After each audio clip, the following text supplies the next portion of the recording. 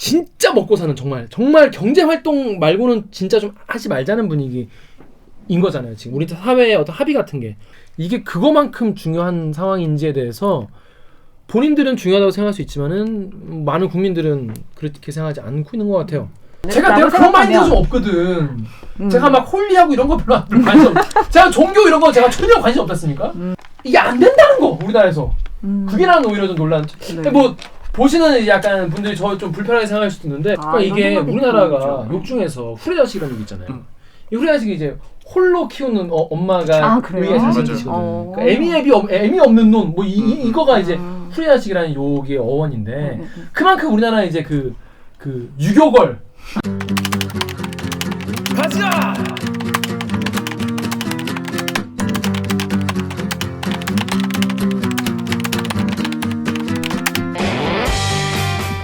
듣다 보면 빠기치고 보다 보면 목이 막히고 차이나 안 주는 본격 고구마 섭취 방송 댓글 읽어주는 기자들.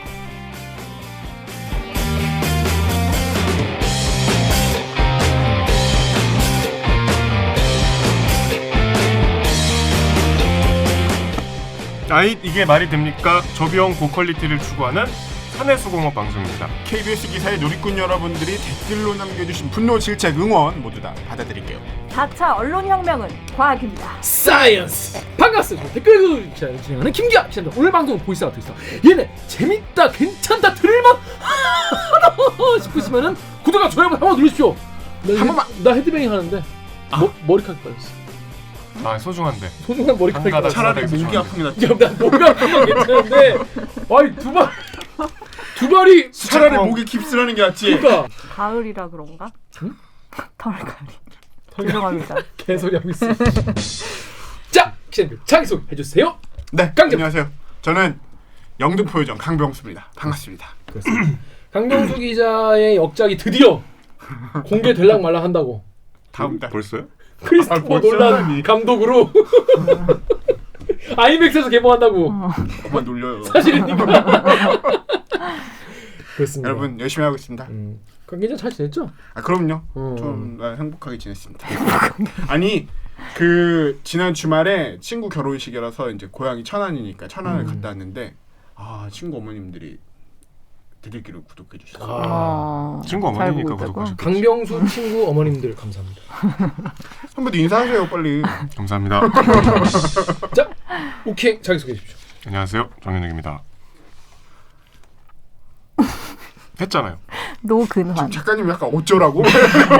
아니 자기소개를 아니 여러분 제가 일부러 부끄러워서 소개를 광고를 안 했는데 그 KBS 뉴스 유튜브가 100만 구독자를 달성했습니다. 그래서 골드 버튼 언박싱 영상을 찍었는데 그걸 라이브를 했어요. 선배가요? 네, 정혁 씨가 왜 라이브를 선배가? 했어요. 아 저만 한 건 아니고요. 근데 또 구독자분들이 또 몇 분 들어오셔가지고 오셨어 보기? 응원해 주려고. 그 진행하는 캐스터가 우키행이 뭐요? 불미스러운 사태가. 제가 왜냐면 여기에 만약에 내가 이거 광고를 하거나 그러면 이제 이 구독자 여러분 가셔가지고 우키행 뭐 눈이 커졌네 뭐 옷이 어쩌네 막 진행에 차질을 줄 수 있기 때문에. 진행에 아무런 상관없는 유튜브 골드 버튼과 아무 상관없는 여기서 골드 버튼 까지 말고 대들기 버튼이나 까라 그럴 것 같아서 여러분 일부러 내가 광고를 안 했습니다. 아 근데 골드 버튼이 엄청 크더라고요. 그 사이즈가 달라요? 피자 한 판 크기야. 크다. 실버 버튼 얼마네요? 뭐 비교를 해도 먹는 아니 딱 케이스가 피자 같아. 그러니까 케이스는 큰데 안에 커요. 내용물도. 그 실버보다 버튼보다 한 3배 정도 커. 3배나 크다고? 깨물어봤어요? 아니 맵게 아닌데 깨물어봤지. 근데 되게 뭔가 실버 버튼이 좀 하찮게 보일 정도로. 웅장하다. 가슴이 그래서 웅장해지는 스케일. 빨리 우리도 받았으면 좋겠다. 100만? 실버 버튼이라도 감사합니다. 그게 나는 그게 끝인 줄 알았더니 1000만은 다이아 버튼이라 돼? 그런 게 있는 줄 몰랐어. 한국에 1000만 받은 한국엔 제이플라? 제이플라 1000만인가? 제이플라 1000만 됐나? 제이플라가 제일 한국인 중에 제일 많죠? 누구예요? 전혀 모르시는구나. 그 노래하시는 분 있습니다. 여자분. 커버 하시는 분. 커버곡 부르시는 분. 그 에드 시런의 쉐이브 오브 유. 쉐이브 오브 유. 야 역시 젊은 사람. 젊은 사람이라 젊은 피. 젊은 사람. 제이플라. 그래요. 제이플라가 구독자가 1600만 명이네. 제이플라 인정합니다. 아 그럼 이건 말이 그 연관어를 떠서 제이플라 검색하면 우리도 뜨고 이러는 건가? 진짜 비굴하다. 묻어버리려고. 진짜 비굴하다. 하여튼 1650만 명도 있으니까 이분은 플래티넘 배지를 받았겠죠. 그래서 우리도 열심히 해서 플래티넘이래 다이아 배지 받았겠죠. 저희도 열심히 해가지고 100만. 그 노잼 KBS 뉴스 유튜브도 100만인데 조회수가 별로 안 되잖아요. 그 노잼 YTN은 200만이라는데. 야. 그러니까 저희는 예스잼이니까 열심히 하겠습니다. 근데 뭐 숫자가 중요하겠습니까? 그럼요. 뭐 다 얘기해놓고 이제 와서. 아니 저는 진짜로 그 왜 란에 정보 뭐 이런 커서 이렇게 뭐라지? 탭 그런 거 잘 안 유튜브에 눌러보잖아요. 보면은 유튜브에 홈 동영상 그렇죠. 재생 목록 커뮤니티 정보 이렇게 네, 있죠. 근데 정보 탭을 잘 안 눌러보다가 뭐지 하고 그 정보 탭을 딱 눌렀는데 거의 누적 조회수가 뜨더라고요. 거기에서 거기에서 어제 그렇게 갑자기 뭐? 뜬금없이 놀란 거야? 2,400만이 넘어서 진짜 너무 깜짝 놀랐어요. 우리가 네. 아니 뭐 어제 자기가 대답해놓고 제이플라는 31억 3천만. 제이플라 최고. 부럽습니다. 그렇습니다. 뭐 저희가 뭐 제이플라를 부러워할 일은 아니고 아무튼 자 그렇습니다. 그래서 근데 보니까 그 방송 보면은 유일하게 혼자만 재밌게 하려고 노력을 해요. 그래도 정렬 기자가 뭔가 그 노잼 KBS 뉴스에서 뭔가 내가 재밌게 해야 한다 이런 약간 의무감 좀 이런 게 김기화 강박증이 생겨갖고 어. 내가 뭔가 옆에서 계속 재미없어 이럴 것 같아서 근데 너무 진짜 좀 그랬어요. 뭐가 너무 진지했다. 내가 앉아있는 나도 재미없는데 어? 그래서 좀 그랬는데 아니 뭐 언박싱이 중요한 거니까. 그렇죠. 아무튼 언박싱 걸 잘 하고 왔다는 그런 이야기입니다. 자 우리 정 작가님 자기 소개해 주십시오. 네, 안녕하세요. 저 댓글 읽어주는 기자들 새로 오게 된 작가 정혜주입니다. 이번에도 새로 온 작가예요. 그렇습니다. 새로 오고 있습니다. 아니 새로운 거 일신 울신. 지난주 했잖아. 네. 그러니까 나날이 새로운 아직까지도. 그런 마음으로. 그러니까 지난주 방송 출연했는데 주변 반응이 있었나요? 주변이요? 친구들이 저 나온 부분만 엄청 돌려보는 거예요. 그 짧은 순간에 진짜 얼마 나오지도 않았는데 그래놓고 나 이런 말 했더라? 자꾸 이래가지고 약간 부러웠어요. 어린 나이에 연예인병 걸리겠네. 초기네 초기. 요거 초기입니다. 주변 반응 다 기억하기. 아무도 자기 모르는데 의식하기. 주변 반응 물어보면 글쎄요 그랬는데 다 기억해. 다 기억해. 부모님도 뭐 보셨다고 하시던가요? 네, 아빠가 보시고 너 왜 이렇게 손동작을 많이 하냐고. 손동작?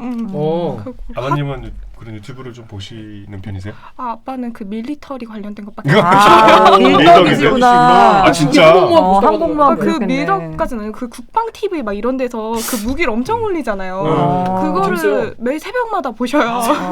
그게 밀덕이에요. 본인은 모르시는 거죠? 죄송한데 혹시 뭐 해병대 전에 아니요. 저희 혹시 그 항공모함 그 편 보셨냐고. 그 전달해 볼게요. 그거 물어봐 주시고. 그거를 보면은 좀 한심하게 생각할 정도의 식견을 갖고 계신 것 같은데 새벽마다 그 국방팀이 다 하시겠네. 그러니까. 그렇습니다. 아무튼 뭐 앞으로도 잘 해주시기 바랍니다. 혹시 꽁다리 영상 봤죠? 네, 봤어요. 꽁다리는 약간 좀 어땠어요 느낌이? 약간 좀 댓글 다시는 분들이 되게 좋게 봐주시는 분들 많았어요. 맞아요. 그래서 엄청 기분 좋았고 근데 엄마가 제 유튜브 아이디로 좋아요를 누르신 거예요. 엄마 소스비. 정혜주 이름으로 이렇게 좋아요가 눌러지지 않았을까. 그거 안 나와요. 안 나와요. 다행이다. 좀 민망했어요. 정혜윤 작가 좋아하는 거에 하트 한 개씩 달린 거는 정혜윤 작가 어머니. 댓글에 대들기 작가는 미모로만 뽑냐 뭐 그래? 어쩌라고. 그런 얘기를 듣지. 그렇습니다. 북미 얼더미 마다더미 오기정입니다. 2주 만에 왔습니다. 너무 오랜만에 왔습니다. 휴가 갔다 왔습니다. 어디 갔다 왔다고요? 휴가 갔다 왔습니다. 휴가 간다 빠져. 뭘 했다고 말이죠. 여름 휴가를 못 갔기 때문에. 누군 갔나요? 그러네. 어디 갔어요? 코로나인데 어디 갔겠습니까? 경북 일대를 돌았어요. 코로나 청정 지역. 그런가요?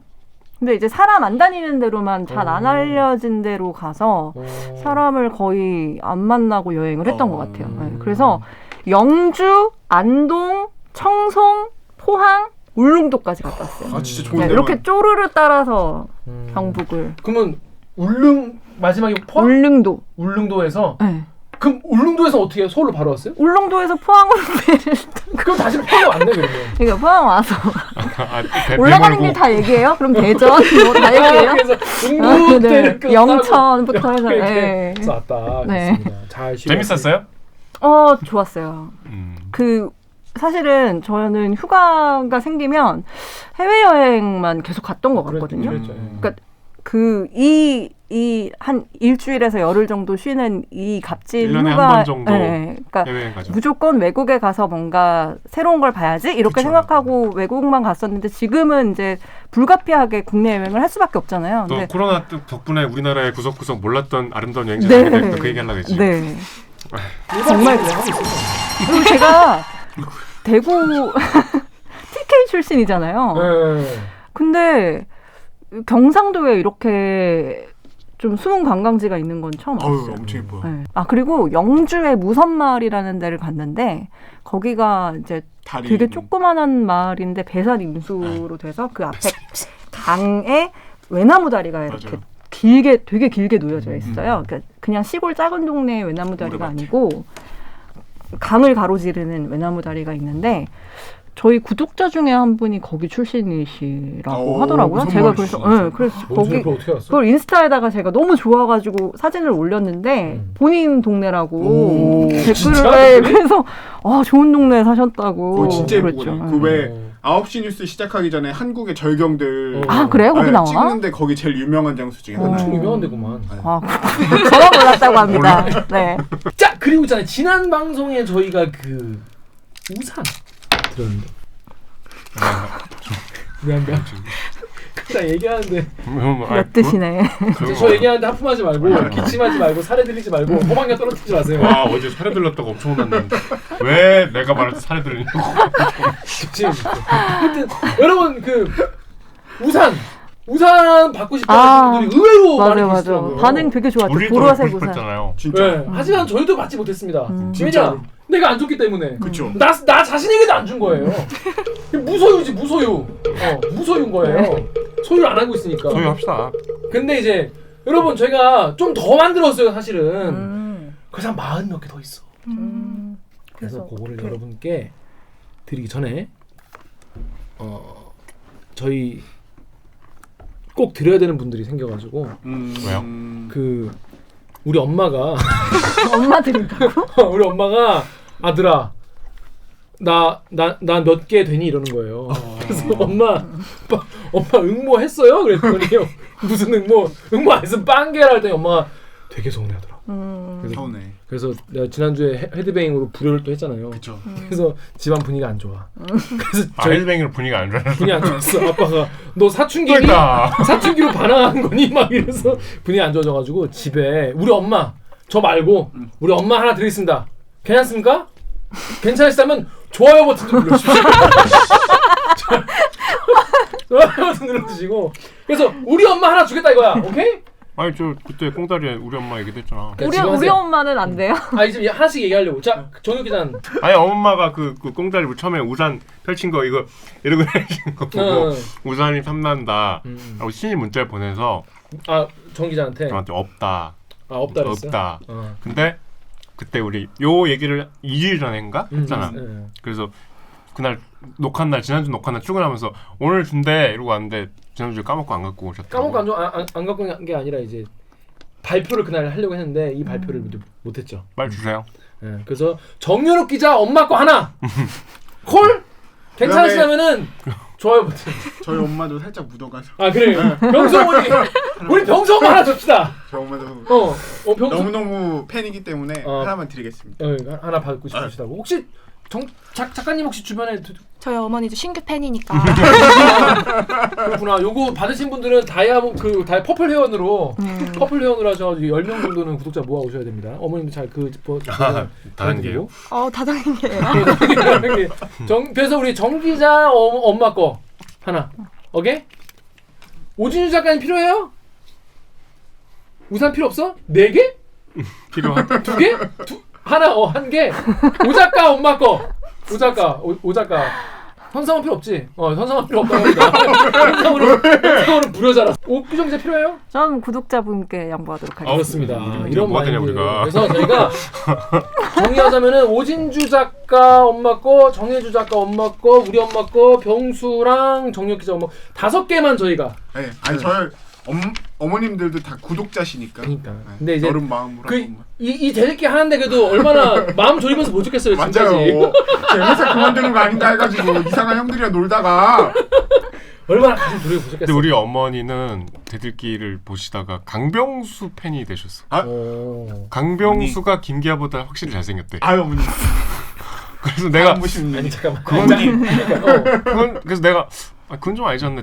훨씬 아유, 인상이 좋고 그러니까 예전에 이 아무도 없이 우리 셋이 한 적 있잖아. 최근에 그 그림이 너무 좋았대. 제일 잘생긴 이 정도면 제일 잘생긴 애가 가운데 있어가지고. 아니 제일 잘생긴 거 아니고 중간에 병수가 굉장히 완충작용도 잘해주고 왜 통통하니까 그렇지 이렇게 완충작용을 이렇게 하는 거지 안 그러지 인상도 이렇게. 좋으면서 전반적인 분위기를 밝고 맑게 이끌어가서 광대 내려 빨리 광대. 야 광대 내려 이거 빨리 광대. 그래서 이상하게 광병수를 좋아하시더라고 엄마가. 아 그렇구나. 더 잘생겼대요. 병수 어머님 생각도 들어봅시다 나중에. 네. 그 드리면서 여쭤봐. 엄마 알겠어요. 솔직히 아들인 거 빼고 솔직히 아들이 아니라고 생각하고 그렇습니다. 하여튼 이렇게 5개를 저희가 빼겠다는 말씀을 드리려고 지금까지 이게 개소리를 한 거고요. 남은 게 그래서 40개를 드릴 건데 어떻게 드릴 거냐면은 이번에는 추첨 같은 이런 운이 아니라 실력으로 하자. 무슨 실력? 실력으로. 네. 선착순. 실력이죠. 혹시 지금 보신 분 이미 지금 신청하신 분도 계실 거예요. 요 밑에 내용에 보시면은 이거를 신청할 수 있는 링크가 있습니다. 선착순 40명 딱 40분만 모십니다. 40분. 지금 못 보시는 분들은 억울하잖아. 인생은 그런 거예요. 인생은 억울한 거야. 어쩌겠어. 다음 기회가 또 있겠죠. 제가 또 만들겠습니다. 아무튼 이번에는 40개 드립니다. 40개 선착순 40분만 14만 4천 성도 중에서 대천지 14만 4천 성도 중에서 40분 프리미엄 티켓 드리겠습니다. 선착순 여기 뉴트 내용 누르시면은 누르기 열기 하면은 거기에 링크가 있으니까 누르고 만약에 거기에 내가 신청이 안 된다. 그럼 끝난 거예요. 40명이. 아 이거 늦은 거야. 홈쇼핑을 라이브로 보면 이런 기분. 아니지 홈쇼핑 이렇게 필요하지 않지. 늦은 거예요. 그러니까 그렇게 아시고 아무튼 40명 더 드리겠습니다. 40분 더 드릴 테니까 제가 더 드리고 싶죠. 저희 마음 같아서 4만 분 드리고 싶죠. 4만 분 드리고 싶은데 저희가 이번엔 준비한 게 그 정도이기 때문에 저희가 골드 버튼 받으면 4만 분 드릴 수 있잖아요. 4만 분 드릴 수 400분 드리자 그때는. 알겠어. 이게 이번에는 딱 우산만 가는 거죠? 우산만 가는 거. 막 카드 쓰고 이런 거 없죠? 에이. 정연욱 기자님 아니. 친필 카드. 라고 합니다. 네, 그래서 이번에 40분을 더 드리도록 하고 앞으로 또 이런 기회를 저희가 자주 만들도록 하겠습니다. 자, 무슨 말 이해되시겠죠? 자, 그러면 저희는 로고 듣고 원래 1부 코너 무치 뉴스 브리브리 브리핑으로 돌아오겠습니다. 로고 주세요. 나는 기레기가 싫어요. 지금 여러분은 본격 KBS 소통 방송 댓글 읽어주는 기자들을 듣고 계십니다. 대들기 구독하는 사람 누구야? 아직도 대들기 구독을 안 하셨다고요? 오늘 방송도 열심히 할 테니 대들기가 기대된다면 좋아요 버튼을, 앞으로도 대들기가 기대된다면 구독 버튼 잊지 말고 꼭 눌러주세요. 좀 눌러주십시오. 네. 네. 자, 다이나믹 코리아 쏟아지는 뉴스의 홍수죠. 그래서 저희가 놓칠 수 있는 뉴스를 가져와오는 무친뉴스 브리핑 코너가 되겠습니다. 빠밤. 네. 첫째 기사는 우리 정혁 기자 준비했죠. 어떤 기사입니까? 네, 주말에 나갔던 100명 미만 동시다발 시위 전태일 3법 도입하라 이유민 기자의 리포트였습니다. 네. 전태일 3법 도입하라는 거 보니까 이제 노동계의 시위였나 보죠. 네. 네. 어떤 기사입니까, 이건? 토요일에 저 민주노총에서 집회를 했는데요. 전태일 열사 50주기가 11월 13일이에요. 그 기일이. 전태일 열사에 관한 뉴스도 좀 묻히긴 했죠, 많이. 그렇죠. 전태일 열사가 1970년에 이제 원래 근로기준법 화형식을 하기로 했는데 자기 몸에도 불을 붙여서 그때 나이가 몇 살인지 알아요? 네. 23살이었어요. 23살이었어요. 그리고 전태일 열사가 뭐 노동법을 뭐 근로기준법 외치면서 분신한 거는 사실 뭐 많이들 아시는데 전태일 열사는 그 재봉사였거든요. 그러니까 본인은 청계시장에서 청계천 평화시장에서 꽤 대우가 좋은 간부급이었어요. 근데 이제 그 소위 얘기하는 시다 얘기하는 그 보조하는 어린 직공들 여공들. 13살에서 17살 사이에 그 친구들의 처우를 보고 이제 이걸 개선해야겠다고 해서 이제 근로기준법이 있다는 것도 뒤늦게 알고 맞아. 그래서 바보회라고 만들었죠. 근로기준법이 있다는 것도 모르는 우리는 바보다 해서 그 바보회를 만든 게 죽기 2년 전이에요. 그러니까 그걸 각성을 해서 뭔가를 해야겠다고 생각하고 얼마 안 있다 그렇게 큰 결심을 한 거고 제일 가슴 아팠던 거는 그 내가 막 공부를 하는데 이제 너무 법전 같은 거는 사실 전공자가 아니면 보기 어렵잖아요.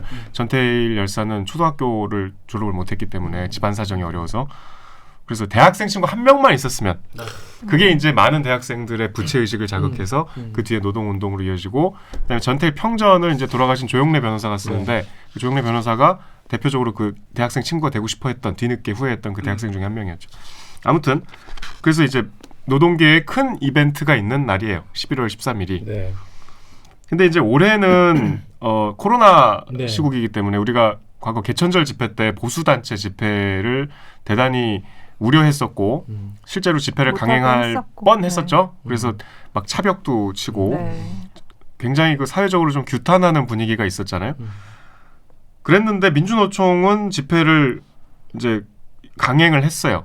근데 이제 뭐 코로나 상황을 감안해서 이제 100명 미만, 그러니까 99명씩 서울의 각 저 요소에서 이제 동시에 여의도에서도 하고 전태일 열사 50주기를 맞아 열린 전국 노동자 대회로 들어가기 위해 참석자들이 길게 줄을 섰습니다. 71번이요. 사전에 신청한 사람을 확인해서 집회에 참석하도록 하는 방식이었습니다. 참석자들은 모두 체온을 재고 마스크를 착용했습니다. 서울시 방침에 따라 100명 미만으로 집회 참석자 인원을 줄이고 서로 간격을 두고 앉았습니다. 참석자들은 노동계 수건인 이른바 전태일 3법이 조속히 도입돼야 한다고 촉구했습니다. 노동개혁 정달하고 전태일 3법 입법하라! 그렇게 이제 집회를 했지만 역시나 뭐 어쨌든 99명이 모이는 거고 집회 신고가 돼서 그렇게 모이면 경찰들도 모이잖아요. 그리고 교통 통제도 하고 그래서 이제 코로나 방역에 구멍이 없을 수가 없죠. 그래서 이 리포트는 이 집회가 그럼에도 불구하고 열렸다. 가서 봤더니 어땠다. 그런 내용이었습니다. 그렇습니다. 그 제가 옛날에 이제 대학생 때 이제 막 집회 같은 거 시위 많이 나가고 그죠. 법치주의자. 예, 뭔 상관이야? 반미의 투자 전사였죠. 아니 뭐 아닙니다. 콜라는 미제의 똥물이라고. 그렇습니다. 그래서 8.15 콜라 많이 먹고 그랬겠죠. 근데 그 집회를 나가면 이제 언론에서 미디어에서 이제 내가 참여한 집회, 뭐 노동 집회건 뭐 통일 집회건 어떤 집회건 간에 나가면은 왜 이 집회를 했는지는 안 다루고 뭐 폭력 스타트가 쓰고 뭐 경찰이 다쳤다 뭐 엄청 그 정체가 많이 비춰져 시민들이 불편을 겪거든 이런 얘기 많은 거예요. 그래서 돌아오면은 그렇게 화가 나고 억울하고 막 그랬어요. 왜냐면 나는 정말 진심으로 이게 중요하다는 걸 알리고 싶어서 막 나가서 막 구호도 외치고 막 뭐 리플렛도 뿌리고 막 그랬는데 이 집회가 왜 중요한지 무슨 얘기를 하려고 이 사람들 모였는지에 대해서는 설명을 너무 거의 없다시피 뭐를 주장하는 이 앞에 한 문장도 아니야 반 문장 정도만 얘기를 하는 게 너무 좀 야속했어요 대학생 때. 그래가지고 내가 이제 기자 시험 보고 할 내가 나중에 집회 기사 쓰게 되면은 적어도 왜 이 사람들이 이렇게 자기 시간 쪼개가지고 휴일이나 이렇게 나와서 집회를 하는지 아니면 자기 뭐 파업을 이렇게 하는지에 대해서 좀 자세하게 좀 쓰고 싶다 그런 생각을 했는데 뭐 그렇게 뭐 제가 다 쓰진 못했지만 그래서 뭐 오늘 이 아이템을 다루면서라도 이분들이 왜 코로나 때문에 분명히 자기들도 욕먹을 거 알고 있었을 거 아니에요. 민주노총 분들도. 그럼에도 불구하고 왜 여기에 나와서 얘기할 수밖에 없었는지 주장하는 게 얼마나 중요한 것이길래 이걸 감수하고 나왔는지를 정현욱 기자가 설명을 좀 해주시죠. 사실 이 아이템을 고른 것도 지금 김 기자 말씀대로 이 집회 자체를 저는 상당히 비판적으로 생각을 했고 그날 제가 주말이었기 때문에 멘트도 그렇게 썼고 하지만 이제 그 얘기를 하기에 앞서서 집회 얘기는 안 할 수가 없죠. 네. 전태일 3법 도입하라고 리포트 제목인데 이제 올해 이슈는 노동계 이슈는 전태일 3법이에요. 네. 전태일 3법이라면 이제 세 가지겠지. 네. 중대재해 기업처벌법 네. 그리고 이제 근로기준법 개정, 노동조합법 개정 네. 이렇게 돼 있는데 근로기준법 개정은 우리가 근로기준법이 상당히 잘 돼 있잖아요. 네. 우리가 모두 지금 여기 아직 정 작가님은 이제 곧 그렇게 되시겠지만 근로기준법의 혜택을 받고 있고 뭐 여러 가지 우리 노동 시간을 제한해놓고 우리의 인간다운 삶을 보장해놓은 법이죠. 근데 그게 이제 5인 미만 사업장에는 적용이 안 돼요. 예외가 돼 있어요. 근로기준법에 그게 예외가 돼 있어요. 네. 그래서 많은 경우에 5인 미만이 아닌데 5인 미만이라고 좀 허위로 신고를 해서 그 기준 그 법의 사각지대를 이제 악용하는 경우들이 있죠. 그래서 쪼개기도 하고 이 사업장 근로기준법을 쪼개기. 5인 미만 이걸 없애는 방향으로 개정을 하자. 그거 하나. 그다음에 노동조합을 이제 특수고용 노동자, 뭐 플랫폼 노동자, 그러니까 이를테면 제일 가장 대표적으로 택배 기사분들 이런 분들도 노동조합을 만들 수 있게 그렇게 바꾸자. 그 두 개고 제일 중요한 거는 아까 맨 앞에 말씀드렸던 중대재해기업처벌법이에요. 말 그대로 중대재해를 낸 기업을 처벌할 수 있는 법인데 이게 이제 뭐 지금 산업안전개정법 개정안하고 뭐 이렇게 뭐 줄이 지금 붙어 네, 국회에서 있는데 지금, 어쨌든 중대재해기업처벌법은 쉽게 얘기하면 산업재해가 났을 때 그 사업주에게 입증 책임을 물고 네. 안전의 의무를 다했는가를 사업주가 입증을 하지 못하면 처벌을 하게 하는 법이에요. 네. 그러니까 이 법을 만약에 지금은 법이 없지만 법이 만들어져서 적용을 하면 고 김용균 씨가 돌아가셨던 그 태안화력발전소의 사업주는 그 김용균 씨가 작업했던 곳에 안전 시설을 제대로 갖췄나, 근무 관리 감독을 잘 했나 이거를 본인이 입증하지 못하면 벌금을 물거나 징역형을 받게 돼요. 네. 그게 제일 지금 노동계 현안이고 지금 말씀드린 전태일 3법 모두 국회 청원에 10만 명 이상 동의를 했기 때문에 상임위에 올라가 있어요. 그리고 적어도 중대재해기업처벌법은 이제 국회에서 통과될 가능성이 어느 때보다 높은 상황이에요. 이제 역시 그런 노동계 현안을 전태일 열사의 기일을 맞아서 꼭 입법을 해야 된다라는 목소리를 내는 집회였죠. 그렇습니다. 참 이 집회라는 거 사실 저는 대학교 때 엄청 고민을 많이 했어요. 집회를 하면 이게 뭐 되나? 이 무슨 효용이 있나? 오히려 안 좋은 이미지만 주는 게 아닐까? 뭐 그런 생각도 했고. 그러니까 뭔가 사람들에게 이런 거를 알리는데 집회라는 게 과연 효용성이 있는 어떤 매체인가? 그런 행동인가는 근본적인 좀 고민이 있었어요. 근데 내가 할 수 있는 거는 집회밖에 없기 때문에 집회를 했지. 대학생 때는. 그런데 아마 민주노총도 그런 마음이었을지 잘 모르겠어요. 모르겠는데 일단 이번에는 지금 근데 코로나 시국이지 않습니까? 그래서 특히 지난 주말 같은 경우에 이제 막 원래 100명 이하였다가 이제 200명대로 팍팍 올라가던 그날 200명 올라간 날이죠. 네, 그래서 사실 지금 어떠한 것도 지금 코로나보다 지금 시급한 건 없지 않나. 많은 분들이 그렇게 생각하시고 또 우리 KBS 뉴스도 코로나 통합 뉴스로 띄워놓지 않습니까? 근데 이런 상황에서 아무리 뭐 100명 이하로 한다고 해도 이거 집회를 꼭 하는 게 맞았냐. 그래서 약간 비판적인 댓글들이 사실 지배적이었어요. 네. 그렇습니다. 여기 다음이랑 네이버 댓글 우리 강병수 씨 읽어주시죠. 다음에 철인님께서 웬만하면 하지 마라. 지금 시국 돌아가는 거 안 보이냐. 아무리 옳은 소리라도 때와 장소를 가려가면서 해야지.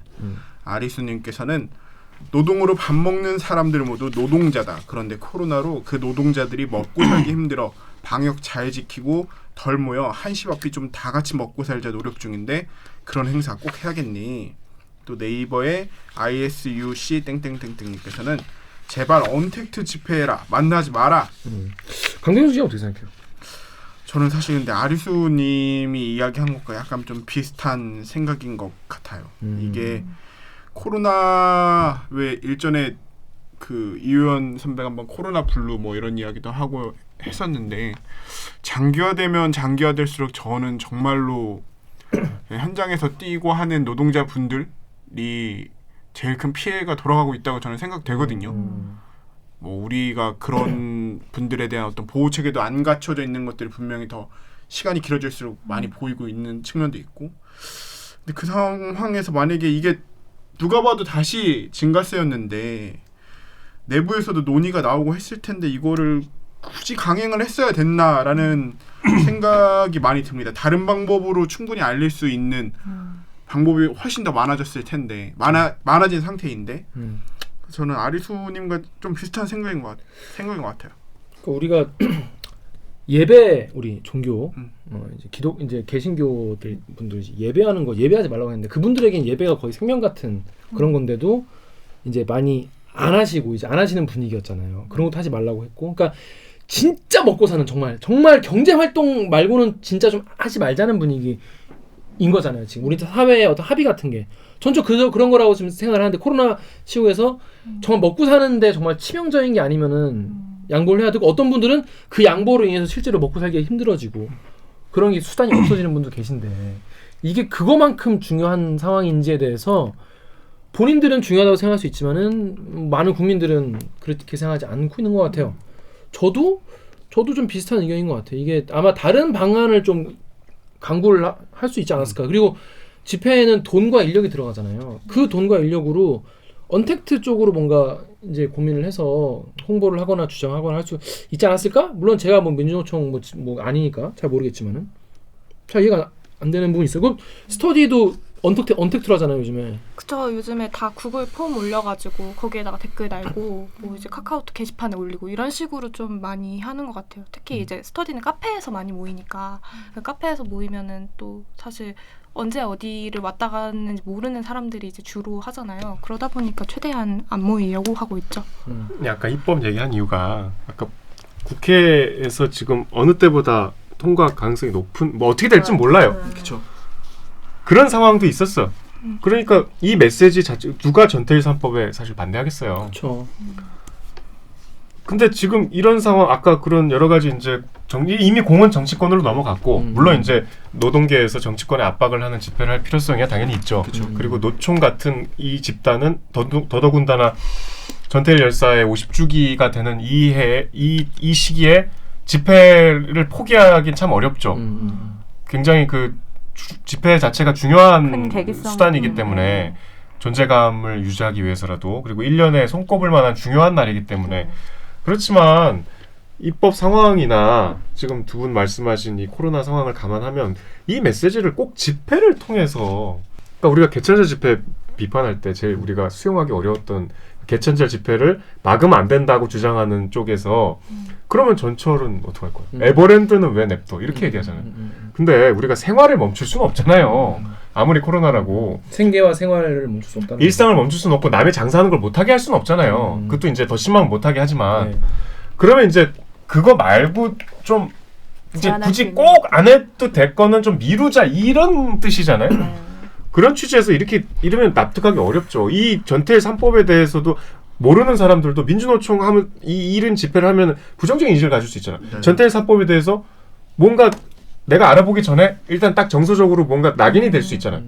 그 전태일 열사가 이제 사망하고 돌아가시고 난 지 50주년이 된 지금의 한국 사회는 어쨌든 전태일 3법이란 이름으로 노동계의 권익을 위해서 제도적으로 보장해줄 만큼 저는 분명히 발전했다고 생각이 되거든요.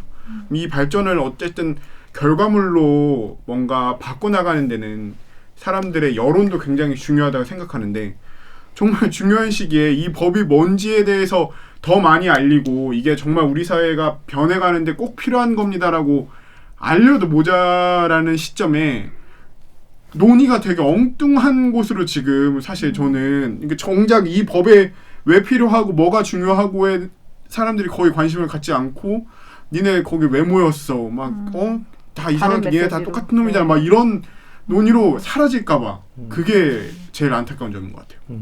고양이 뒤에 좀 나오죠 또.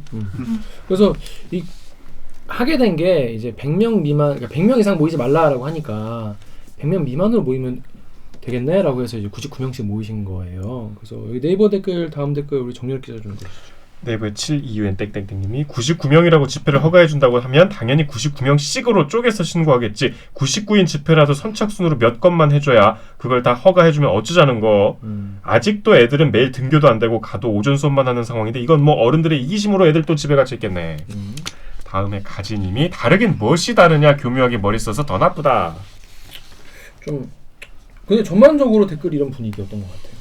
작가님이 요 지금 요 댓글 좀 찾아봤죠? 네, 제가 찾아봤는데 실제로 이제 찾아봤을 때 사실 긍정적인 댓글이 거의 없었어요. 그래가지고 뭐라 해야 되지? 말씀하신 것처럼 사실 이거 되게 중요한 얘기인데 그냥 모든 얘기가 그거고 이제 기사도 다 그걸로 도배가 돼 있고 또 이제 그 이후에도 계속 뜨는 기사들이 다 막 여권 뭐 이걸로 나눠서 또 싸운다라는 식의 이야기밖에 없으니까 사실 이 중요한 이슈는 싹 사라지고 그 이외의 것 얘기만 나오고 또 이제 욕하는 분위기만 좀 형성이 돼가지고 좀 찾으면서도 좀 이거에 관한 얘기는 별로 없어가지고 좀 아쉬웠었던 것 같아요. 그러니까 정작 무엇을 주장하고 뭘 이루고 싶었는지에 대해서는 그 이야기는 이제 없어져 버리고 그렇게 만들었죠. 근데 그래서 이런 거에 대한 이제 기사가 나고 하니까 민주노총 쪽에서 반응이 나왔는데 이런 얘기를 했어요. 민주노총이 자꾸 이상하게 몰리는 것 같다. 한편으로는 감사하다. 우리가 아무리 포스터를 붙이고 막 조직을 해도 언론에서는 안 실어주더니 코로나19가 전국 노동자대회 민주노총 조직실장 역할을 같이 하고 있는 것 같다. 이렇게 좀 서운함을 토로하셨다고 봐야겠죠. 언론에 대한 그동안 이제 우리가 이런 거 주장할 때는 안 실어주더니 우리가 뭐 잘못한 것처럼 보이니까 이제 득달같이 언론들이 이제 우리를 조진다. 뭐 그런 서운함을 토로하신 것 같은데 글쎄요. 이게 뭐 딱히 많은 분들의 마음을 물릴 것 같진 않나요? 지금 보면은 댓글 반응을 보면은. 사실 뭐 중대재해기업 처벌법이 필요성에 대해서는 지금 여론이 어느 정도 다 그쵸. 공감을 하고 있는데 사실 지금부터가 제일 중요하잖아요. 그 내용이 맞아요. 어떻게 입법이 될 것인지. 맞아요. 그러니까 그걸 이해 못하는 바는 아니지만 그래도 지금 전 국민적으로 여든 야든 상관없이 이 법의 그 제정의 필요성에 대해서 다 공감을 하고 있는 상황에서 좀 이런 말씀까지 하셔야 했나 하는 생각이 드네요. 안 그래도 지금 정부에서는 좀 약간 좀 안 하는 게 어떻겠냐는 식으로 얘기를 했거든요. 그럼요. 네. 정부뿐이 아니고 이제 문재인 대통령이 이례적으로 그날 페이스북에 페이스북 글을 자주 올리시지만 좀 경고성 멘트를 했죠. 코로나 확산에 책임이 되면 분명히 책임을 묻겠다고, 이제 원인이 되면 책임을 묻겠다고. 그러니까 그 특정 집회에 대해서 그렇게 뭐 개천수 집회도 말씀하셨었지만 당일에 그렇게 또 다시 한번 자제를 강조한 건데 그날 아니나 다를까 정치 방역 얘기를 야당에서 했잖아요. 개천절 때는 전면 봉쇄하고 막 비난을 하더니 민주노총은 자제 요청해서 그치냐. 물론 그때랑 상황이 분명히 다르죠. 그쵸. 그 보수단체 집회는 뭔가 위치 추적도 못하게 막 스마트폰도 꺼놓고 뭐 역학조사도 거부하고 했기 때문에 그렇게 된 건데 이런 불필요한 논란을 왜 자처하냐 말이에요. 이 중요한 이 멋이 중헌디 집회가. 그렇습니다. 그래가지고 네이버 댓글 작가님 좀 읽어주시죠. 이제 네이버 GOTO 땡땡땡땡님이 두리뭉실하게 엄중 처벌한다고 하니 대놓고 나오는 것 아닌가. 집회를 못하게 해도 지금 시국 민주주의 억압이라고 하는 국민은 없다. 즉 국민 보호가 급 선행되어야 한다라고 하셨습니다. 그러니까 이제 엄중하게 좀 물어야 된다는 말씀인데 또 뭐 방역 독재 이런 얘기도 또 하잖아요. 어떤 데서는 그렇긴 있긴 한데 아무튼 사실 지금 킹 시국이지 않습니까? 지금 코로나 시국에는 사실 이거 빨리 끝내고 좀 이거 빨리 끝내고 일일 확진자 빵빵빵빵빵 이렇게 가고 나서 좀 하는 게 좋지 않겠나. 사실 비교할 수 없겠지만은 우리 프로그램도 뭐 공개 방송도 하고 싶고 구독자들도 만나 뵙고 싶고 그런데 다 못 하고 있는 거예요. 이게 우리 모두의 문제, 우리 모두의 마음이 다 똑같은데 아까 뭐 얘기했잖아요. 예배 드리는 분들도 그렇고 공연하는 분들은 또 어떻겠습니까? 지금 연극, 뭐 음악 공연하는 분들 다 지금 완전 지금 고사 상태고 지금 영화 뭐 모든 행사 이런 게 다 지금 그런 상태인데 굳이 이렇게 해서 실제로 막 국민들이 민주노총이 주장하는 바에 대해서 더 호의적인 마음을 갖게 될지 저는 좀 효용이 좀 없는 반대의 효용을 가지는 민주노총 분들도 뭐 고민이 깊으시겠죠. 우리보다 더 고민이 깊으실 거고 아마 우리뿐이 아니라 뭐 여기저기서 엄청 말을 많이 들으셨을 텐데 부디 좀 앞으로도 이런 거에 좀 코로나 관련해서 잘 좀 현명하게 대처하시는 게 좋을 것 같다 이런 생각이 드네요. 댓글 반응이 너무 일방적이었어 보니까 다. 자 그렇습니다. 두 번째. 하지 말씀하세요. 아니 없어요. 두 번째 아이템은 오규정 기자가 준비했죠. 어떤 아이템입니까? 네, 두 번째 아이템은 이거는 많이 이슈가 됐지만 이거는 이렇게 한번 이슈가 되고 나면 꼭 묻히더라고요. 꿈일까 무서워요. 자발적 비혼모 선택한 방송인 사유리 기사 가져왔습니다. 제일 뜨거운 기사였죠. 제일 뜨거운 기사. 근래 KBS가 쓴 기사 중에 제일 원래 반응이 근데 젠더 이슈가 항상 나오면 뜨거운데 금방 또 사그라들더라고요. 언제 이런 게 있었냐는 듯이 금방 사그라져서 신지수 한번 기자의 가져와봤습니다. 기사죠. 근데 이건 이제 뭔가 젠더 이슈라기보다는 뭔가 우리의 새로운 삶의 방식에 대한 얘기인 것 같아요. 네, 진짜. 그렇습니다. 저도 그랬습니다. 네. 관습과 어떤 우리의 철학, 사고 방식을 뭔가 가정이란 좀 무엇인가, 맞아요. 자녀란 무엇인가, 뭐 그런 되게 우리 사회 그러니까 지금 현대 사회에서 어떤 개인의 행복은 어떤 것인가, 우리가 어떻게 맞아야 되나 이런 거를 다시 한번 고민하게 만드는 그런 일이 아니었나. 그렇습니다. 네, 그래서 일단 요 기사 어떤 내용인지 다들 아시죠? 하지만 모르실 수 있어요. 오부정 기자 짧게 어떤 내용인지 설명해 주시죠. 그 방송인 사유리 씨가 이제 일본 출신이신 네. 거죠? 네. 방송인 사유리 씨가 지난 4일에 정자 기증을 받아서 비혼인 상태로, 그러니까 결혼을 안 한 상태로 정자 기증을 받아서 엄마가 됐다는 소식입니다. 남성 기능이 48이다. 그래서 자연인신도 어렵고 지금 당장 시험관 하더라도 성공률이 높지 않다. 그때 진짜 눈앞에 무너지는 것 같이 느껴서 임신을 포기할 수 없었던 사유리 씨. 결국 정자은행에서 정자를 기증받아 임신한 뒤 일본에서 출산했습니다. 아무리 생각해도 사랑하지 않은 사람을 급하게 찾아서 결혼하는 거는 저는 어려워. 일단 한국에서는 모든 게 불법이에요. 결혼하는 사람이만 시험관이 가능해요. 엄마가 된 지금 사유리 씨는 비로소 행복하다고 말합니다. 아침에 일어나면 애가 옆에 없을까 봐 불안해요. 행복해서 이게 꿈이었으면 어떨까나 생각해서 자는 게 무서워요. 자발적 비혼모가 된 과정을 알리기로 결심한 건 아이에게 당당한 엄마가 되고 싶어서였습니다. 어떤 사람이 기증 받았다고 말하지 마. 사람들이 차별할 거야. 거짓말 하지 말라고 가르치고 싶은데 내가 거짓말을 하고 있는 그 엄마가 되고 싶지 않아요. 아이를 낳으신 거죠. 네. 그렇습니다. 자, 근데 이 아이템이 이제 보도가 딱 됐는데 이건 어떻게 우리 사실 연예인분들 그러니까 KBS 연예 보도가 좀 별로 없잖아요. 잘 안 하죠. 잘 안 하죠. 네.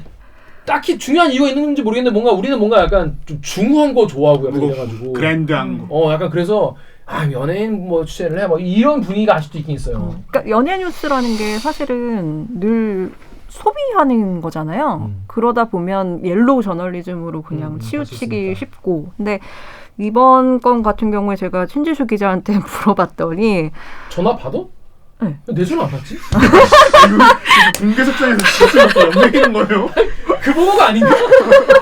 내 번호 옛날 번호를 했나 보네. 아니야, 나 번호 있어. 그렇습니다. 근데 이제 그런 이야기를 좀 건너서 듣고 이거를 이제 연예 뉴스를 너무 그 옐로우로 그냥 소비하지 말고 이게 어떤 사회적인 그러니까 변화는 그런 관점에서 접근을 해보자라고 해서 이걸 기획해서 본인이 직접 이제 단독 인터뷰를 했다고 하더라고요. 사유리 씨 전화 인터뷰를. 네, 그래서 취재하게 됐다고 합니다. 좋습니다. 어유 사육장이 김 기자 충격. 왜요? 계속 전화 안 받아서? 아니, 오늘 원래 부르려거든. 근데 전화 안 받고. 오늘 반차 냈대요. 오늘 반차? 네, 그래서 그러면 일부러 쉬는 안 중이었다고. 받았네. 네, 저도 다시 한번. 황급히 하고 끊었어요. 그렇구나. 네. 죄송합니다. 쉬는데 전화해서 죄송합니다. 자, 그런데 여기 댓글 한번 읽어볼게요. 클리앙의 마시멜로우님이 참 못 찍는 것 같다. KBS 유튜브에 리얼 이분이 응크크 리얼이구나. 리얼 분이 이제부터 어머니로서의 사유리 씨의 삶을 응원합니다. 그리고 사유리 씨의 멋진 마인드 칭찬합니다. 한유님이 사유리 씨도 멋지지만 사유리 씨의 의견을 존중해 주신 부모님도 대단하신 듯. 네. 이거 예전에 그 허수경 씨 맞죠. 방송에 그쵸. 허수경 씨도 네. 근데 그때는 분위기가 되게 싸했던 기억이 나요. 그거 언제예요? 2007년. 2008년? 2007년. 13년 전이네. 네. 2007년에 그랬었죠. 근데 그때 당시에도 사실은 저는 잘 기억이 안 나는데 옛날 기사를 찾아보니까 그때도 이제 신가족의 탄생으로 접근을 하긴 했어요. 근데 이런 이슈는 금방 묻힌다니까. 네. 항상 자극은 주지만 그치, 우리의 그때만. 삶의 방식이 아니기 때문에 금방 잊혀진단 말이에요. 그럴 수 있죠. 이게 많은 분들이 선택하는 보편적 가족의 방식은 아니니까 아니죠. 예. 나의 문제로 받아들이기는 쉽지 않은 거죠. 그러니까 그렇죠. 내가 궁금해하고 와 신기하다, 와 저런 사람도 있구나라고 관심을 가지지만 이게 꾸준히 어떻게 바뀌거나 이런 걸 내가 절실히 원하게 되진 않는 거지. 왜냐 내일이 아니니까. 그런 건 좀 있겠죠. 근데 그때는 클리앙의 무한사랑님이 허수경이 비호모했을 때 엄청 욕먹었었는데 정말 사이가 많이 바뀌었네요 라고 하셨어요. 강병수 기자 이 소식 딱 처음 듣고 무슨 생각 들었어요? 저도 사실은 처음 듣고는 제일 그냥 딱 그러니까 왜 보도창에 단독 이렇게 해가지고 띄우잖아요 기사를 미리. 딱 읽고 처음 받은 느낌은 신기하다. 네. 사유리 내가 아는 사유리 씨인데 이렇게 비혼모를 선택했구나 신기하다라는 그 생각이 제일 먼저 그냥 떠오르는 느낌은 그거였었는데 생각해 보면은 약간 이제 곱씹기 시작하니까 아니 이게 신기할 일이 아닌데 사실 어떻게 보면은 그냥 내가 어떻게 내 가정을 꾸리는 형태와 사유리 씨가 꾸리는 형태가 그냥 선택이 다를 뿐인데 나는 왜 이거를 신기하게 느끼지라는 생각도 하게 되면서 뭐 하여튼 그 묘한 느낌이더라고. 어땠어요? 이거 좀 봤어요. 멋있죠. 멋있다는 생각했어요. 멋있다. 그리고 또 쉽지 않은 결정인데 이렇게 엄마가 되고 싶다는 그 욕망도 멋있었고. 작가님은요? 저는 사실 이런 고민을 친구들이랑 되게 자주 하는 편인데 안 하진 않아요. 왜냐면 이제 주변 친구들 중에서 이제 비혼을 선택을 하거나 아니면 꼭 결혼을 하지 않아도 되겠다 하는 친구들이 좀 많기 때문에 난 남자는 싫은데 애는 갖고 싶을 수 있잖아. 그럼요. 그러다 보니까 근데 이게 우리나라에서 될까라는 생각을 늘 많이 했었고 그래서 우리끼리는 이게 되겠어 이런 생각을 많이 했는데 실제로 한 사람이 나타난 거잖아요. 그것도 엄청 유명이니 왜냐면 저희는 이제 허수경 씨 이분은 잘 모르니까 그래서 좀 이 사람이 이렇게 해준 게 되게 멋있다라고 생각을 했어요. 선배는 어땠어요? 저요? 네. 저는 사실 정말 뻥이 아니고 전 그냥 이게 왜 큰 뉴스지라고 생각했어요. 왜냐면 나는 당연히 그럴 수 있는 거 아닌가라고 생각을 했기 때문에 난 오히려 이게 우리나라에서 안 된다는 게 난 뉴스였어 나한테는. 이게 왜 안 돼? 안 돼요? 우리나라에서 안 돼. 그래서 일본으로 건너가서 정자기증을 받았어요. 난 그건 놀랐어요. 아니 이거 당연히 해줘야 되는 거 아닌가? 그러니까 본인이 당연히 지금 그러니까 의료기술로 충분히 가능한 일이고 내가 결혼하기 싫을 수 있죠. 결혼하기 싫을 수 있는데 애는 그러니까 예를 들어서 뭐 결혼은 하고 싶지만 애는 갖기 싫어. 딩크. 뭐 그것도 가능한 방식이면 그 반대도 가능한 거 아니겠습니까? 결혼할 수 있는데 애는 갖고 싶을 수 있는 거 아니야. 근데 그게 이제 가능하면 하는 거고 누구에게도 피해를 끼치지 않잖아요. 그래서 나는 이제 이게 뭐 당연히 된다고 생각을 해서 이거 자체는 놀라지 않았고 실제로 그런 삶을 택하는 사람이 많다는 것도 알고 있었어요. 원래 외국은 엄청 많이 해.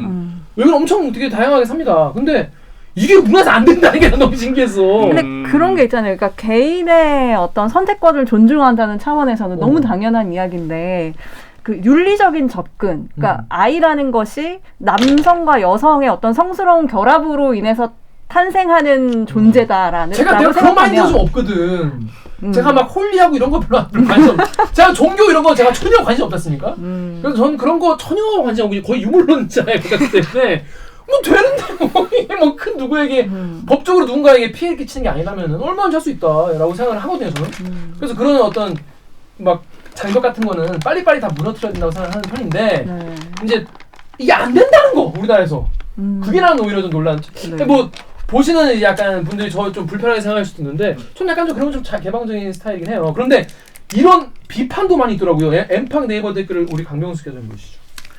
또 네이버의 행땡땡땡땡님께서 님들 저게 잘했다는 건지요? 입양도 아니고 자기 욕심, 순전히 아이 가지고 싶다는 욕심으로 저런 건데 개인 욕심으로 아이 가져서 자기는 좋다고 칩시다. 그럼 저희는 평생 아빠 정체도 존재도 모르고 아빠 없이 살아야 하는데 입양도 아니고 그냥 내가 낳은 애를 가지고 싶다? 애 입장에서 생각하셔야죠. 어떻게 생각하십니까? 아니 근데 저는 이런 생각이 들어요. 애는 어차피 애를 위해서 낳는 게 아니라 부모의 욕심 때문에 낳는 거거든요. 태어날 애의 의사를 존중해서 애를 낳는 사람이 어디 있어요. 그렇죠. 그냥 엄마 아빠가 원하기 때문에 낳는 거예요. 근데 이거를 이기적이라고 얘기하면은 모든 양 부모가 있는 가정을 같이 싸잡아 욕할 수 있는 문제인 건가? 그러니까 이게 이런 생각이 우리나라가 들죠. 욕 중에서 후레자식이라는 욕 있잖아요. 이 후레자식이 이제 홀로 키우는 엄마가 그래요? 의의 맞아요. 자식이시거든. 그러니까 애미 없는 놈, 뭐 이거가 이제 후레자식이라는 욕의 어원인데 그만큼 우리나라 이제 그 유교걸 걸걸 유교걸 데레데레 댓걸 유교걸과 유교보이들이 만드는 세상 아니겠습니까? 그 유교의 그 뿌리 깊은 맞아요. 네. 가부장제와 이런 게 막 엄청 빡세게 있는 나라 아니겠습니까? 그러다 보니까 욕도 그런 이런 후레자식 같은 이게 욕인 거죠. 한부모 가정이 욕인 거야. 예, 이게 이제 그런 게 욕인 사회의 어떤 거지 우리나라가. 그러다 보니까 아니 그러면 개인 욕심으로 애 낳으면 아빠 없이 자란 애는 뭔 죄요? 이게 이제 누군가에겐 되게 그 플로우가 되게 자연스러운 거예요. 이 말의 플로우가.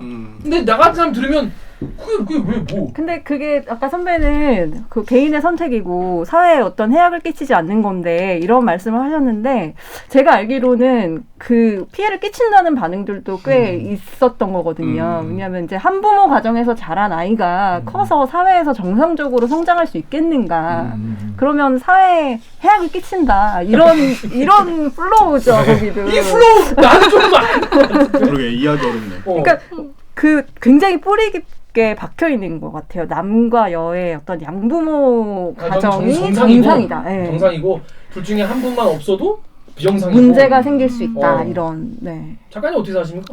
그렇게 생각하시는 분들이 마음을 고쳐 먹어야 이렇게 한부모 가정에서 자라는 아이들이 해악을 끼치지 않는다라는 생각이 퍼질 수 있지 않을까요? 이분들이 결국 차별하고 또 뭐 이제 상처 주고 어울리지 못하게 하고 이러는 거잖아요, 사실. 그러네요.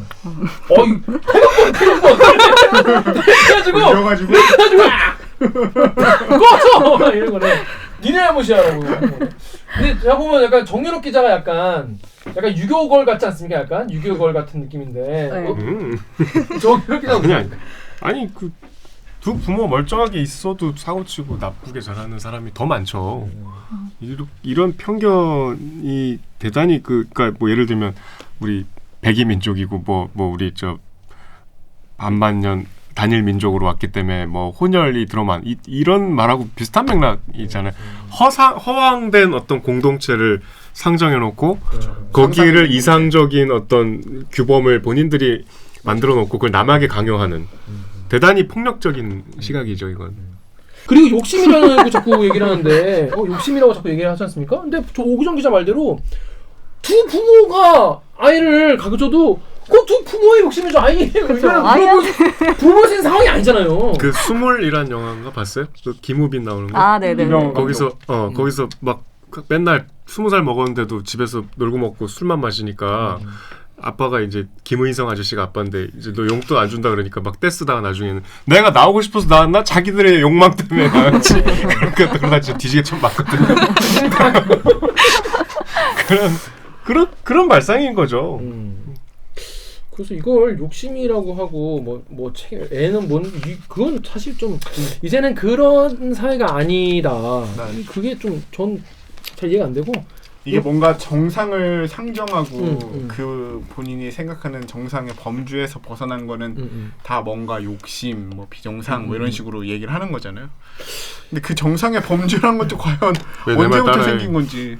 이거 제가 늘 얘기할 때 말할 때 늘 조심하는 게 있어요. 뭘 조심하냐면 정상적이다라는 표현이 툭툭 사람이 나오잖아요. 그러면은 그렇지 않은 사람을 비정상으로 보는 건데 그럴 때는 이제 좋은 대체할 만한 단어가 있습니다. 이런 게 보편적이지라고 하면 돼요. 이런 게 보편적이지. 이렇게 생각하는 게 보편적이지. 하지만 그렇지 않은 게 틀리다는 건 아니니까. 이게 약간 중립적인 언어를 이용해서 되게 쓰는 게 되게 중요한데 왜냐하면 지금 사회가 빠른 속도로 바뀌기 때문에 이런 거를 욕심이다, 비정상이다 이렇게 얘기하지만 그러면 약간 본인이 약간 생각의 폭이 약간 좁고 이거를 받아들이는데 유연하지 않다는 걸 드러내는 게 되기 때문에 이런 거에 대해 좀 더 생각해 보셔야 될 것 같아요. 자 여기 반박 댓글이 있는데 우리 정유혁 기자가 읽어주시죠. 네이버의 JM34땡땡땡님이 중요한 건 아빠의 존재 유무가 아니라 기댈 수 있는 가족의 존재라고 생각합니다. 그렇습니다. 사실 가족이라는 게 뭐 없는 이만 못한 그런 경우도 있죠. 그런 경우도 있죠, 정말. 많죠. 없는 이만 못한 잘 살았는데 도박으로 산산 다 팔아먹고 많아요. 네. 그런 얘기 하지 마. 예를 들어도 가슴 아픈 분들 많이 계실 거예요. 지금 보시면서 지금 누구 친척 얼굴 떠오르는 분 많이 계실 거예요. 꼭 가족이 다 많다고 해서 좋고 단란하고 화목하고 왜 KBS 드라마 보면 이렇게 TV를 중심으로 이렇게 디귿자로 앉아서 밥 먹는 그런 그쵸. 그 노년 그 판타지 가족에 대한 판타지 그게 다 정상적인 가족이라고 생각하면 안 되는 거죠. 근데 그냥 기댈 수 있느냐 없느냐만 못하는 가족보다는 엄마가 제대로 빡세게 딱 키우면 행복하게 자랄 수 행복하게 있는. 자랄 수 있는 뭐 거죠. 그 반대도 가능하죠 뭐. 그렇죠. 아빠가 대리모를 그럼요. 통해서 출산을 할 수도 있고 네. 난자 기증을 받아서 할 수도 있는 거고. 네. 남자 쪽은 그렇게 하는군요. 네. 그렇습니다. 심지어 이런 댓글도 있습니다. 파리쿡 댓글 우리 작가님 좀 읽어주시죠. 네. 파리쿡의 익명님이 일본에서 일부러 일본 남자 정자로 애 낳았으면 그냥 일본 가서 살았으면 하네요. 굳이 왜 우리나라에서 돈 벌려고 하는 거죠? 파리쿡이 사실은 되게 따뜻한 커뮤니티로 알고 있는데 되게 무서운. 네, 그랬더니 그 밑에 이제 뭐 저희가 굳이 설명할 필요 없이 이제 대댓글이 있습니다. 읽어주시죠. 네. 뽐뿌의 뽐뿌아따님이 국내에서는 미혼모에게 정자 제공이 안 된다고 합니다. 어쩔 수 없이 일본으로 갔다네요. 클리앙의 부럽드니 스피어스님이 너무 오래된 아이디네. 되게 너무 오래된 너무 오래됐다. 네, 이제 좀 스피어스. 바꾸시죠 이제. 싸이월드 시절에. 타이월드 어허 이 사람이. 저도 싸이월드 했어요. 가시죠. 네. 한국에선 저게 안 되는군요. 몰랐네요. 저는 이게 뉴스였어요. 이게. 사연 씨가 했다는 것보다 이게 난 더 충격이었어요. 이게 불법은 아닌 거죠. 근데 불법은 아니야. 맞아요. 불법은 아니에요. 이게 무슨 상황이야 우리나라? 여기 보니까 생명윤리법에 규정이 되어 있는데 여기 난자 정자를 채취할 때는 난자 기증자, 정자 기증자, 그다음에 체외 수정 시술 대상자 및 해당 기증자 그리고 시술 대상자의 배우자가 있는 경우에는 그 배우자의 서면 동의를 받아야 되게 돼 있어요. 그러니까 배우자가 있는 경우에 배우자의 동의를 받으면 돼요. 배우자 있는 경우에. 네, 그러니까 뭐 배우자가 없다고 해서 그러니까 이제 못 받는 건 아니다. 그러니까 그런 상황이구나. 그러니까 뭐 예를 들어 남자가 무정자증이다. 네. 그러면 정자 기증을 받아서 이제 임신을 할 수 있는 거잖아요. 네, 그럴 수 그런 있죠. 경우에 네. 배우자의 동의를 받으라는 거구나. 배우자가 있으면. 그러니까 배우자 있을 경우에 네, 남편이 그쵸. 있으니까. 네. 정말 말 그대로 배우자가 아닌 제3자의 기증을 도네이션 받는 거죠. 네. 기부가 도네이션이잖아요. 그러니까. 그러니까 정자를 기증받는 거. 네. 그렇습니다. 근데 우리나라에서는 근데 이게 거의 안 된다고. 불법은 아닌데 사실은 이게 어차피 뭐 시험관 아기 시술을 해야 되잖아요. 그러니까 정자를 기증을 받아서 이제 체외 수정을 거칠 거 아니에요. 그러면 이제 그 윤리 지침상에 그러니까 난임 부부에 한해서 하도록 돼 있고 그다음에 정자은행의 설립 자체가 우리나라는 공공은행이 없어요. 그냥 대학병원이나 뭐 이런 병원에서 남성 난임 부부의 어떤 문제 해결을 위해서 만들어진 케이스들이거든요. 그러니까 도입 자체가 그랬기 때문에 이건 난임 부부의 치료를 위해서 쓰이는 거지 비혼일 경우를 아예 이제 상정을 안 하고 있는 거죠. 네. 애초에 법이 만들어질 때. 네. 그래서 이제 그러니까 지금은 불법은 아니지만 그러니까 정자은행에서 정자를 받아야 될 거 아니에요? 그래서 신청을 하면 이제 거기서 뭐 윤리위나 이런 그 내부 판단을 할 때 결정을 할 때 이 사람이 정말 난임 부부에 해당하는가를 이제 보게 된다는 거예요. 네. 그러니까 그래서, 뭐 사실상 불가능하다. 그 기사에서도 보면은 이제 병원에서 이걸 거절하는 이유 논리가 뭐냐면 이건 난임 부부용이라서 그쵸. 모자란다. 뭐 이렇게 얘기를 하는데 사실 그것보다는 그건 그냥 핑계고 사실은 좀 꺼린다는 게 실제로 얘기가. 정자를 기증을 하는 사람이 그렇게 많지도 않고요, 우리나라에. 그렇게 뭐 예를 들어서 나도 어떻게 하는지 몰라. 아니 그러니까, 생각을 해본 적이 없죠. 그냥 미국처럼 그냥 막 대학생이 뭐 할래요. 그러니까 미국 같은 경우에는 일정 부분 뭐 돈이나 이런 것도 받을 수 있고 우리나라는 사실 실비 정도밖에는 지원이 안 돼요. 그러니까 우리나라 그쪽엔 약간 좀 왜냐하면 이건 상업으로 쓰이면 안 되는 거니까. 그치. 그래서 외국은 그냥 자연스럽게 기증하는 대학생들도 있고 꽤 기증률이 높은데 우리나라 같은 경우는 거의 그 난임 치료를 위해서 그 정자은행에 그 정자를 넣기 때문에 그 정자 수 자체도 없거니와 그리고 이제 그 배우자가 없으면 잘 해주지 않는 것도 있죠. 근데 난임 부부가 우선이다라는 논리는 저는 어느 정도 납득은 되는 것 같아요.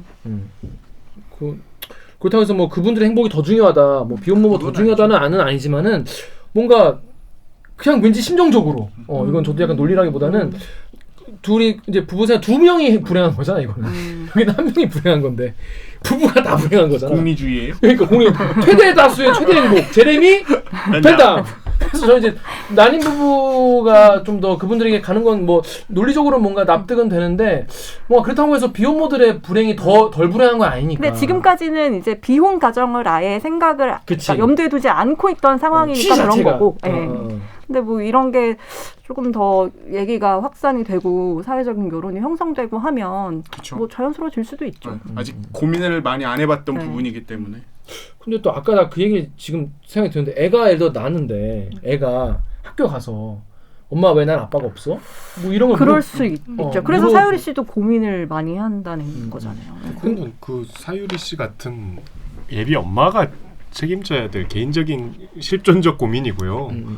그거를 사회와 또 우리 타인이 재단해서 비난할 사안은 아니죠. 남이 대머리를 선택했다고 왜 너 삭발해서 사회적인 분위기를 해치냐 뭐 이런 따위 얘기하는 거랑 똑같아요. 대머리가 사회적 분위기 해치나요? 미풍양속과 질서. 지금 보고 계시는 천만 탈모인들한테 탈모인에게 아니 예를 들면 예전에 전대협 전국 대머리 협회 전대협회 아니 고등학생들 삭발 못하게 하잖아요. 아 맞아. 고등학생 잘 넘어간다. 그런 맥락이었어요. 네, 저도 고등 때 삭발했다가 진짜 뒤지게 맞았어요. 왜요? 반항하냐고. 요새도 그러는지 모르겠는데. 자 그렇습니다. 여러분 지금 보시는 분들도 우리 시청자분들이 보면은 60대 이상도 많이 계세요. 그런 분이 보시면은 세상이 망하려고 하는 게 아닌가 이런 생각 하실 수 있어요. 그리고 의외로 13세 이상도 있습니다. 13세 뭐 18세 있습니다. 그분들 봤을 때는 뭐 저게 무슨 고민인가 아예 너무 먼 얘기라서 이해가 안 되는 선택의 문제일 뿐인데. 아니 그냥 이 얘기 자체가 이해 안 된다고. 애를 왜 갖고 싶을 걸까 이런 거 자체가 이해 안 된다고. 그럴 수 있겠네. 그런 생각 해본 적 있냐 솔직히? 난 한 번도 안 해봐. 20대 뭐 이럴 때는. 근데 이게 사실 우리 사회가 바뀌어가는 과정을 지금 여러분이 지금 실시간으로 목도하고 계신 겁니다. 어디에서? 댓글 읽어주는 기자들. 자, 요런 댓글 있어요. 여기 인스티 비웃지 말고 임마 빨리 이거 임마. 이렇게까지 감아야 하나 내가 지금 약간 쫙쫙 감고 있습니다. 자, 여기 인스티 댓글 읽으십시오. 인스티제 띠드 케이크님께서 치즈케이크야 이거? 네. 띠드 이거 케이크님. 황정음. 황정음이 이렇게 한 거예요? 좀 살려서 읽어주세요. 지붕 뚫고 하이킥에서 어떻게 이거 하잖아요. 먹고 싶어 이거 아니야? 띠드버거 아니야? 띠드버거. 아 띠드버거구나 그거. 그걸 나 띠드버거 따도 돼. 맞아요. 띠드 2장. 하지마. 너무 싫어, 진짜. 근데 이거 이제 이빨 벌어져 가는 거야. 마스크 소주. 여러분 지금 모르시는 분 계실 수 있어요. 우리 대리기를 처음 보는 분들도 계실 수 있어요. 왜 여자 기자만 마스크 하고 있냐? 이유를 설명해 주시죠. 네, 제가 지금 많이 벌어졌어요. 앞니가 교정 중이어가지고 매트릭스. 양해해 주시기 바랍니다. 이빨이 지금 로렌스 피쉬번 같이 돼 있습니다. 한 번만 더 매트릭스에 빼주세요. 모피어스가 돼 있기 때문에 이거 지금 코로나가 종식돼도 오규정 기자는 마스크를 써야 한다. 내일 영명이 돼도. 모피어스보다 더 벌어졌어요. 모피어스가 기분 나빠한다. 나 저 정도는 아니다. 그래서 오규정 기자가 기분 나빠할 일이 아닙니다. 모피어스가 기분 나빠할 일입니다. 앞니에 뭐 낄 일이 없겠더라고. 그만해. 자, 그렇습니다. 하여튼 띠드 케이크님께서 점점 다양한 형태의 가정이 생기는 것 같아요. 사실 당연한 건데 그동안 우리가 너무 틀에 박혀서만 생각한 게 아닌가 싶네요. 그렇죠. 이게 뭐 우리가 옛날 농사 지을 때 농경 시대에는 대가족 그래서 막 우리 할아버지 할머니 그렇죠. 다 모시고 증조 살고 고조 6대 봉사 이렇게 하고 막 그 옛날에 이제 논밭에서 이렇게 하고 그럴 때 이제 그 얘기가 되죠. 바로 산소 바로 뒤에 있고 선산 뒤에 있고. 지금 막 비혼모 이게 이제 가능한 시기고 이제 도시 시대가 되고 여러 가지가 이제 바뀌고 있는 겁니다. 그런 생각이 드네요. 네. 이 제도 만들 때 정자은행 기증 만들 때 난임 부부 치료를 위해서 왜냐면 그때는 비혼모가 없었으니까 정책 입안자들도 이렇게까지 미래를 볼 수는 없잖아요. 지금 그것도 되게 보수적으로 그때도 만들었을 텐데 그분들 욕할 문제는 아닌 것 같아요. 다만 이제 우리가 이제 법을 발맞춰 가야 되는데 사실 법은 또 너무 또 앞장서서 바꾸면 좀 부작용이 있을 수 있으니까 좀 느리게 따라하는 게 맞지 않나라는 게 저의 법치주의로서 저희로서 저의 어떤 소신인데 그래서 법치주의자만 들으면 약간 웃겨. 그렇습니다. 좀 그런 의미에서 정유럽 기자가 여기 덕후랑 우대 읽어주시죠. 자, 우대 분들 너무 서운하지 마십시오. 우대는 또 배제됐네요. 이런 말씀 많이 하시거든요. 우대 분들이 커뮤니티가 진짜 많네요. 그렇죠. 우대 분들이 굉장히 소외감 많이 느끼세요. 우대 화이팅. 덕후의 익명으로 굳이 비혼모 어쩌고 따지자고 애를 못 낳는 분위기와 제도를 조성하면서 말로만 출산율 높이자는 건 헛소리고 위선이지. 멋있는 말이네요. 웃긴 대학의 생각 없네 님이 미혼모 출산의 70%는 입양으로 보내진다고 함. 인구 절벽이 문제라면 미혼모들이 자기 아이들을 키울 수 있게 돕는 것도 방안 아닐까 싶다. 우리나라는 한 남자 한 여자 결합해서 태어난 아이들만 기대하고 신혼부부를 지원하고 있는데 생각을 좀 바꿔야 할 시기가 온 것 같다. 이것도 멋있는 말씀이네요. 실제로 보니까 우리나라 학계 출산율이 그러니까 가임 여성이 평생 동안 낳을 걸로 기대되는 아이의 수가 작년에 1명 밑으로 떨어졌더라고요. 0.92명. 그러니까 1명도 안 낳는다는 거죠. 0.8이지 지금. 그 정도 되나요? 출산율 0.8. 이 통계 수치대로 계속 가다 보면 100년 뒤에는 대한민국 사라질 수도 있겠네. 그래서 인구 절벽이라고 하잖아요. 근데 이 출산율 높이자는 정책에 돈을 우리가 때려붓지 않았습니까? 맞아요. 엄청 때려박았는데 효과가 별로 없고 그런 상황에서 이런 새로운 어떤 육아와 이런 거에 대한 욕구가 있는 어떤 사회 구성원들에게 뭔가 그런 기회를 법적으로 제공해 주는 거는 저는 되게 필요하지 않나 이런 생각이 듭니다. 저는 그러니까 특별히 어떤 지원책을 마련하기보다는 그냥 차별을 안 받으면 될 것 같다. 그런 생각이 들었어요. 그러니까 뭐 예를 들어서 아까 얘기했지만 뭐 난임 시술 지원이나 이런 것들은 오로지 부부한테만 지원이 되는 거거든요. 그러니까 그런 것들도 받을 수 있게. 그리고 예를 들면 뭐 돌봄 서비스라든지 뭐 그런 뭐 육아휴직 제도라든지 이런 것들을 뭐 그러니까 정말 법적인 제도적인 차별 플러스 어떤 편견으로 차별을 받지 않는 게 가장 필요한 지원이 아닌가. 별달리 특별히 뭐 비혼부, 비혼모를 위해서만 지원을 한다기보다는 네. 그런 생각이 들어요. 사람들의 생각이 바뀌는 게 되게 중요한데 이거 그 OECD랑 우리나라 비교한 거 있잖아요. 네, OECD는 난 그거에 대한 되게 놀랐던데. 그러니까 아웃사이드 오브 메리지라고 하더라고요. 아웃사이드 메리지? 아웃사이드 오브 메리지. 아웃사이드 오브 네, 메리지. 그러니까 비혼 출산율을 보면 OECD 평균이 한 41% 정도 되거든요. 여러분 놀라지 않습니까? 41%라도. 이거 실화입니까? 근데 이거는 이제 그 자발적인 비혼도 포함되지만, 그러니까 뭐 혼자서 그 아이를 낳은, 그러니까 미혼모, 그러니까 기존에 미혼모. 우리가 얘기하던 미혼모도 여기 다 포함이 되는 거예요. 근데 우리나라 같은 경우는 2%가 안 되더라고요. 1.7%인가? 네. 그러니까 우리나라는 미혼모나 미혼부를 바라보는 사회적 시선이 아주 안 좋기 때문에 그분들이 아이를 포기하는 경우가 많은 거죠. 그렇죠. 와, 41% 진짜 엄청 높지 않나? 깜짝 놀랐어. 엄청 높습니다, 여러분. 우리나라 2%라고 합니다. 뭐 이게 맞다. 프랑스는 거의 60%예요. 이거 맞다 틀리다가 아니라 뭔가 다르다. 이제 보편적이라고 하기도 어려울 텐데 이 정도면은. 아까 이제 오기정 기자가 우려했던 대로 이게 우리가 처음에는 뭐 우리 사회가 신기하니까. 뭐 축하합니다, 축복합니다라고 하지만 사실 묻힌 뉴스가 된다는 거죠. 내 문제가 아니니까. 곧 묻힌 뉴스가 될 가능성이 높죠. 왜냐하면 우리는 지금 다른 문제도 많고 내 문제가 아닌 분들이 사실 훨씬 많기 때문에 보편적이지 않기 때문에 이런 문제가 묻힐 가능성이 높아 보여요. 그래서 이런 분들의 행복권도 우리가 이제 보장할 수 있는 그런 되게 열린 그런 사회가 되길 바랍니다. 이게 KBS가 계속 이거 보니까 신경을 계속 KBS가 계속 신경 써서 보도할 것 같아요. 우리가 이 아이템 같은 경우에는. 그래야죠. 그렇습니다. 자, 그럼 저희는 로고 듣고 이 2부는 여러분 저널리즘 토크쇼 제이라고 있습니다. KBS의 언론 관련 미디어 비평 프로그램인데 그거의 팀장이었던 김양순 팀장이 있어요. 그분이 이제 그만두고 가시는데 이제 그분이랑 저희랑 또 뭐랄까 할 얘기가 있어가지고 2부에서는 김양순 팀장을 모시고 2부를 진행하도록 하겠습니다. 그러면 로고 주세요. 고생하셨습니다.